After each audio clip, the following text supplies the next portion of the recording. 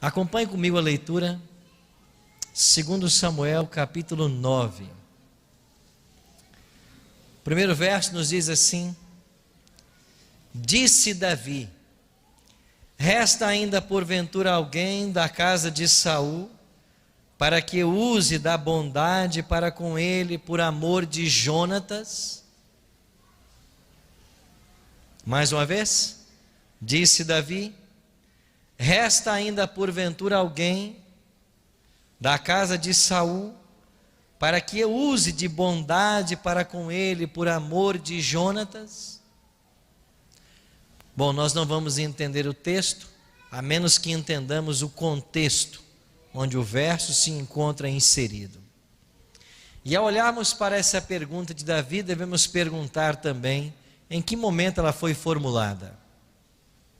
Davi já era rei em Israel, e enquanto ele estava reinando, todos os inimigos já haviam sido vencidos, havia paz no reino, e nesse momento de paz e prosperidade, Davi se lembra de duas promessas que havia feito justamente a Saul e a Jonatas. E ao se lembrar destas duas promessas, é que ele formula esta pergunta: que promessas fez Davi a Saul e Jonatas? Volta para 1 Samuel capítulo 20, e nós vamos encontrar a primeira promessa.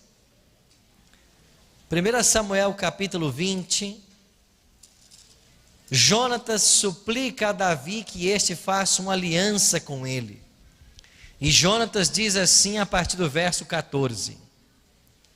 1 Samuel 20, verso 14. Se eu então ainda viver, disse Jonatas para Davi, porventura não usarás para comigo da bondade do Senhor, para que não morra? A palavra bondade nesse texto, ela é a tradução de uma palavra hebraica chamada hesed.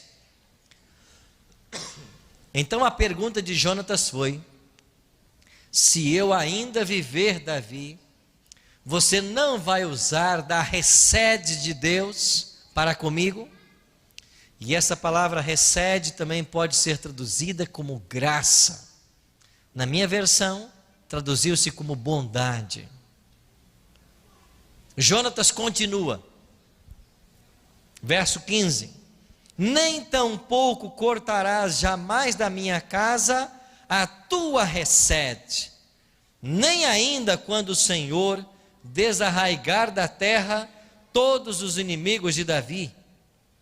Assim fez Jonatas aliança com a casa de Davi, dizendo: vingue o Senhor os inimigos de Davi.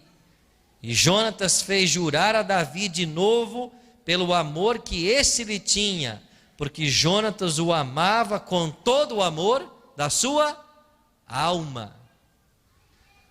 A amizade entre Jonatas e Davi, quem sabe, é a amizade mais forte que nós temos na Bíblia. Jonatas, por vezes, livrara Davi das mãos de seu pai Saul.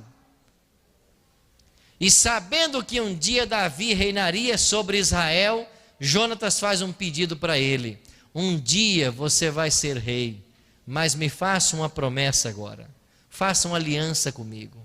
Quando você se tornar rei, você não extermine a minha descendência. E o que fez Davi? Jurou. Por que Jonatas pediu isso? Porque era costume nos tempos bíblicos, quando um novo rei chegava ao trono, matar toda a família do rei anterior, para que não acontecesse uma rebelião em algum momento da história. Então, sabendo que todos poderiam morrer, Jonatas já fez o seu pedido: não extermine a minha descendência. Agora vamos para 1 Samuel 24. Olha a segunda promessa feita por Davi. A primeira foi a Jonatas, a segunda foi ao pai de Jonatas, Saul.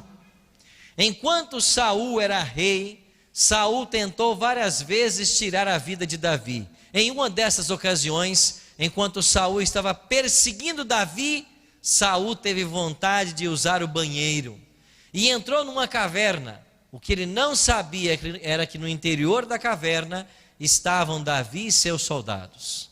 E quando os soldados de Davi viram o rei Saul entrando, disseram assim para Davi: ele não quer tirar a tua vida? Agora vá você e tire a vida dele. Deus o colocou nas tuas mãos. E Davi disse assim: eu levantar a minha mão contra o ungido do Senhor, jamais faria isso.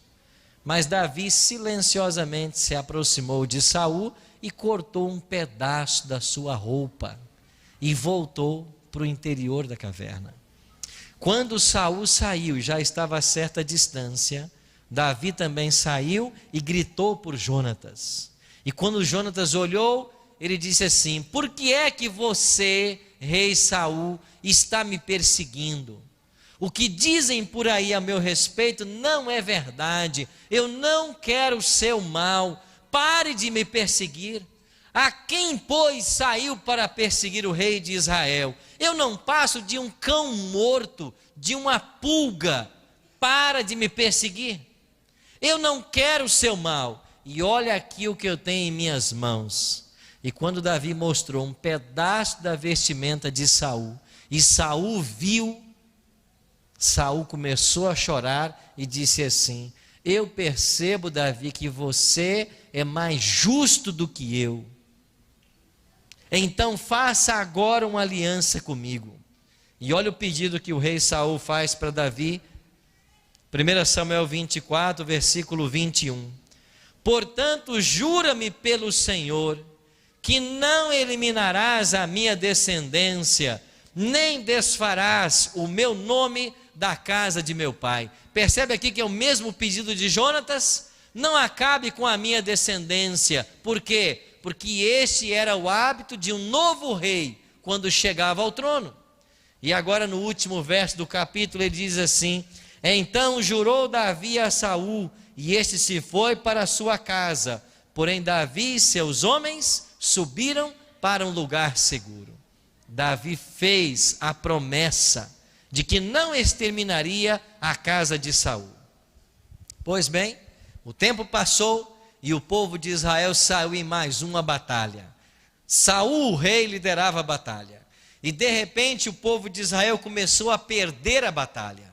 E quando Saul viu que ele seria capturado e certamente torturado pelos inimigos, ele então chamou o seu guarda real e disse assim: pegue a sua espada e tire a minha vida, porque é melhor que eu morra pela tua mão do que ser torturado pelos inimigos. O soldado que tinha a função de proteger o rei disse assim: eu tirar a sua vida? Jamais, eu estou aqui para te proteger. E Saul, sem ter opções, pegou a sua espada, a prendeu entre pedras e lançou-se sobre a espada. Quando o guarda viu o rei tirar sua vida, ele pensou: eu que não vou ficar para ser torturado e morto. Pegou a espada e também tirou sua vida. Só que enquanto o guarda morreu, Saul não estava morto, ele estava agonizando. E apareceu por ali uma amalequita, e o rei Saul disse assim: ei, vem aqui, termina o serviço. Eu tentei tirar minha vida e não consegui. Os inimigos se aproximam, então vem aqui e me ajude. E este homem foi lá, lançou o seu corpo sobre o corpo do rei e finalmente Saul morreu. Naquela guerra morreram, naquela batalha morreram Saul, morreu Jonatas, a família real morreu. E a notícia chegou lá de Jezreel, na casa real, e disseram assim lá no palácio: olha, o povo de Israel está perdendo a batalha, a família real foi assassinada, salve-se quem puder. E quando esta ordem foi dada, a babá que cuidava do neto do rei pegou a criança para também fugir. E enquanto ela tentava fugir, a Bíblia diz que o menino caiu. Ele tinha 5 anos de idade. E quando ele cai, ele fica paralítico de ambos os pés. E esta criança, agora paralítica, é escondida. E quando Davi pergunta no palácio, sobrou alguém? O versículo 2 apresenta que alguém sabia do paradeiro dessa criança. Volta lá para 2 Samuel, capítulo 9, agora no versículo 2. Havia um servo na casa de Saul, cujo nome era Ziba. Ele serviu a Saul e agora servia a Davi. E esse Ziba foi chamado. Perguntou-lhe o rei: és tu Ziba? Respondeu: eu mesmo, teu servo. Disse-lhe o rei: não há ainda alguém da casa de Saul para que use da bondade, da recede de Deus para com ele? Então respondeu Ziba ao rei: ainda há um filho de Jonatas, mas ele é o quê? Aleijado de ambos os pés. Você percebe o preconceito na fala de Ziba? Mais ou menos ele estaria dizendo o seguinte: olha, rei, está perguntando se sobrou alguém? Sobrou sim, mas aquele que sobrou, ele não combina com o palácio real. O senhor está vendo aqui essas cortinas, esse granito no chão, ele não combina com o ambiente, porque ele é um aleijado. O rei, sem se importar com tal preconceito, perguntou assim para ele: aonde que ele está? E Ziba, que era muito bem informado, o fofoqueiro da corte, disse assim: olha, ele está lá na casa de Maquir, filho de Amiel, em Lodebar. Ele sabia exatamente aonde estava o neto do rei. E Davi disse assim para ele: vão buscar então e me tragam esse garoto. Algumas expressões da Bíblia não foram transliteradas como Lodebar. E a palavra Lodebar, Debar significa pastos, pastagens, terras verdes, uma terra que mana leite e mel. Isso é Debar. E o que é Lo? Lo é uma contração negativa. Lodebar é onde não existe pastos, não existe pastagens, não existe terra fértil. Lodebar era a terra do esquecimento. Para quem ia para Lodebar? Os fugitivos de guerra, como Mefibosete. Esse era o nome do garoto. Os leprosos que eram abandonados ou tinham que abandonar o convívio familiar. Os párias da sociedade, esses iam lá para Lodebar. E lá estava esse neto do rei. Anos haviam se passado. E de repente, enquanto ele estava na sua casa, alguém grita lá fora: ei, se aproxima a guarda real. Mefibosete deve ser com você. E o grande chefe da guarda de Davi chamava-se Benaia. E eu imagino Benaia, aquele tremendo soldado, se aproximando daquela casa simples, uma tapera, quem sabe, e ele pergunta para esse Mefibosete: és tu o neto do rei? E Mefibosete espera apenas a morte. Esse era o seu destino. E ele diz: sou eu mesmo, teu servo. E enquanto ele espera a morte, Benai diz assim: o rei Davi quer te ver.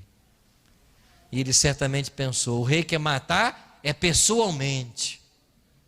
E eu não dou tiro à razão dele, porque o meu avô tentou matá-lo várias vezes. E agora, quem sabe, esse aleijado é colocado em cima de uma cavalgadura, um animal, e levado para Jerusalém. Em Jerusalém, para o palácio real. E dentro do palácio, na sala do trono. Você consegue imaginar a cena? Aí está Davi, o rei de Israel, o homem que nunca perdeu uma batalha, o maior rei que teve o povo de Deus. Se aproxima esse aleijado, quem sabe suado, sujo, empoeirado da viagem, com dificuldade, se aproxima do grande rei, e Davi faz uma pergunta para ele: você que é Mefibosete? Ele diz: sim, sou eu, esperando apenas a morte, esperando apenas que algum soldado de Davi desembainhasse a espada e tirasse sua vida. Mas ao invés de ouvir o desembainhar da espada e receber o golpe, o rei Davi olha para Mefibosete e diz assim no verso 7: não temas, não tenha medo, porque eu usarei da graça de Deus para com você, e eu vou te restituir todas as terras que pertenciam a Saul, teu avô, e tudo que era dele agora será teu.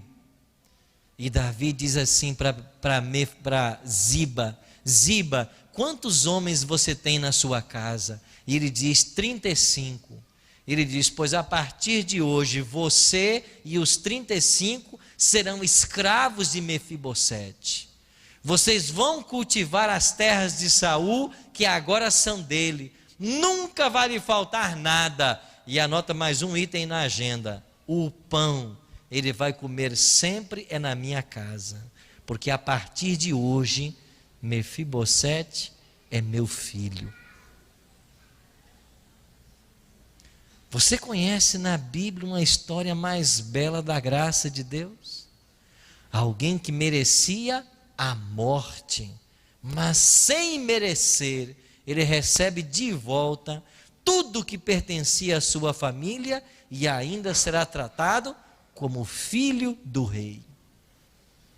E se você ler o texto com cuidado, por 3 vezes aqui no capítulo 9, Davi diz claramente: o pão ele vai comer é na minha mesa.